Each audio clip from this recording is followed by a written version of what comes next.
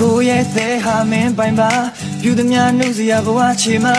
ရဲ့ဆက်တင်ပါတနာညာတာခွင့်လို့ချစ်ပါရှင်တွေခုံမာတယ်မင်းရဲ့ချီချောင်းခွဲလေးပြစီသူရဲ့အိုညာစင်အိမ်မပြောတယ်ယုံကြည်ပါမေရဲ့ကိုယ်သေးလေးပြောပြမယ်မြတ်တော်ပြည်စင်ဝဲအိုကိုရင်မောစီလေး